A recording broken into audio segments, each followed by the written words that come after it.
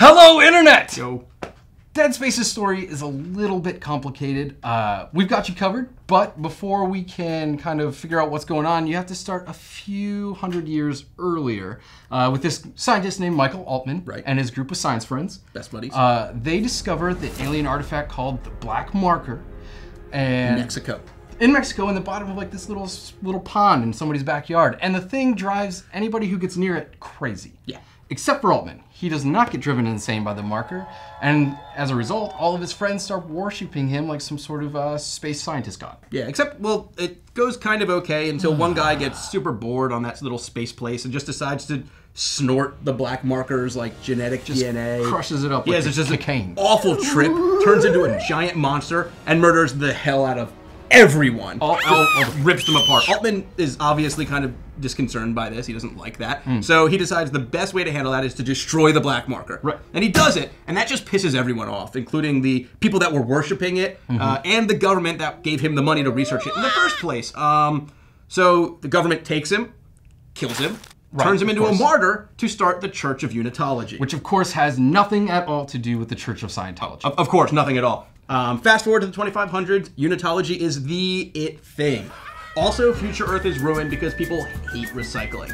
In order to get enough metal and rocks to make their future iPads and like, I don't know, future soap, they have to fly these giant planet cracker spaceships, and they literally use them to crack open planets and just to scoop out the inside, just like, just drink it. Just like that. Scoop out everything, and so they can get more rocks to make their future iPads and space Kindles and whatever. The first one's the USG Ishimura, but many other follow because they did so many future iPads. But one day the Ishimura goes missing, and they send a small crew to investigate. Which is where Dead Space actually begins. The crew... We're finally there. Yeah, the crew sent to find the Ishimura includes a dude named Hammond.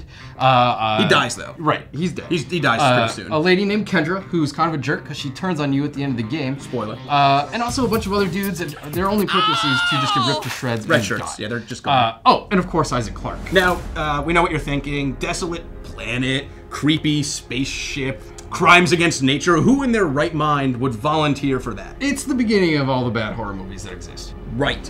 But Isaac Clarke has a good excuse for what he's doing. His girlfriend Nicole is actually on the Ishimura, and she sent him like a FaceTime video message that was like, "Hey Isaac, we should probably have some space. I don't want to, but there's like aliens or something." And then it just breaks up, and he's freaking out because he doesn't know if they're together, if they're broken up, if he needs to change their Facebook status to it's complicated. So obviously he wants to find out what happened. So he gets on the Ishimura.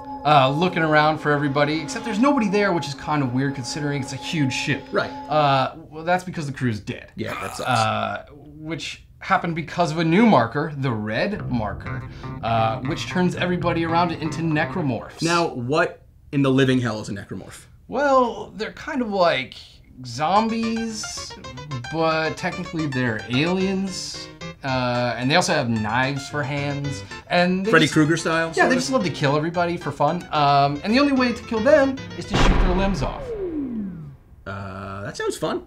Well, it makes for good gameplay, so, you know. So Isaac needs to go around the ship, cutting off the limbs of necromorphs, doing whatever Hammond and Kendra tell him to do, like just running around doing errands. He's a FedEx guy. Yeah, and trying to find out what happens to Nicole. And every so often she actually shows up, and she's like, "Hey, sorry, I got it." And she like opens a door for him and then vanishes. And he's like, "Stop playing games with my heart!" Well, he doesn't say that because he doesn't talk in the game, but... Oh, well, he's probably thinking, "Stop playing games with my heart!" But later you find out that the reason she's showing up and vanishing is because she's dead, and Isaac's going crazy because of the red marker. Except the red marker isn't actually a real marker, it is a government recreation of the black marker. Like the moon landing. No. But Kendra, turns out all along, was actually a government agent, and now she wants to kill Isaac because he kind of knows what's going on. So that obviously doesn't happen because there are sequels. And he kills her, destroys a giant necromorph creature thing, blows up the marker and everything, and escapes on his spaceship. Where he's suddenly attacked by a ghost of Nicole. Oh my god. Oh no. Man, that was scary. I'm still scared. Are you scared? Yeah, I'm super scared right now. good. I even peed. Dead Space 2 picks up 3 years after the first game, with Isaac enjoying a little bit of quality time with a straitjacket in an insane asylum. Fun! Located on the Sprawl, a giant space station that just happens to be infested with necromorphs. Because apparently Isaac is the unluckiest man alive. Well, to be fair, it's sort of his fault. Inside of Isaac's now pretty much demented brain, there's a blueprint for, who guessed it, markers. But it's only part of the information. Other parts are in Nolan Strauss's mind, who's another inmate who makes the now crazy Clark look like a shining example of mental health. Unitologists and government agents on the Sprawl merged their, blueprint brains together to construct another marker on the Sprawl. Dun dun dun! Please don't do that. Strauss, though crazy, wants to help Clark destroy the marker, turning into what amounts to sort of Dead Space's version of Golem from Lord of the Rings. Now, this whole time, Isaac keeps having hallucinations of his totally 100% dead girlfriend. Super dead. Nicole. Yeah, she's really dead. And in the first game, she's kind of helping him out a little bit, and now she's 100% villain in as much as a hallucination can be villainous. Every so often, she shows up and is like, hey guys, stop doing this or I'll beat you up. And he's like, God, just leave me alone. You're just a ghost. You aren't corporeal. Which he can actually say now because he can speak in this game. Oh, yeah. So Strauss and Clark, they keep heading to the marker and meet up with a pilot named Ellie, who the developers decide to give pigtails because apparently that makes for some hot cosplay. Super hot. So they're back on track. This dude named Tiedemann, he's like the biggest jerk in the whole space station. He actually runs the space station, too. And he realizes they're heading for the marker, and to stop them, he's like, nope, and cuts the entire space station in half. Which, fun fact, actually ranks as number 3 on Games Radar's top 7 dick moves, bro. Seriously? So in order to get to the other side, Isaac leaves Ellie with Strauss, who's gone from Tom Cruise crazy to just Charles Manson crazy, and heads on to the Ishimura, which is conveniently parked outside. Dun dun dun! Sorry. That's alright, I liked it that time. Isaac walks around the Ishimura, and Ghost Nicole's there, and she's like, whoa, isn't this scary? And he's all like, eat it, Ghost, you have no dominion over me. And then he initiates the tractor beam and pulls the other half of the Sprawl to them, which is super easy and convenient. Unfortunately, before he can get back to Ellie, crazy Uncle Strauss takes a screwdriver and stabs her eyeball out. Oh, him. Well, Isaac finds the dude and strategically dismembers his face off, so all is forgiven, and heads on to try and find the marker. But before he gets there, he drills a hole in his own eye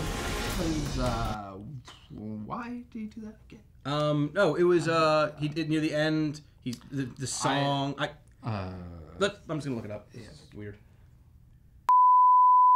So Isaac drills a hole in his eye so he can access the parts of his brain where the marker knowledge is stored, and he gets up and he's like, oh shit, my eye! And then he goes to the marker, which is surrounded by like a trillion necromorphs. So they're trying to achieve convergence, which they don't really know what it is. They don't say what it is. But it's probably bad news. It's bad news. Isaac goes to destroy the marker, but Ghost Nicole stops him, and she's like, wait, we need to have a shitty boss battle in your brain. And he's like, that sounds really dumb. Why would we do that? But they obviously do it because it's a video game. In doing so, they destroy all of the marker blueprints inside of his brain.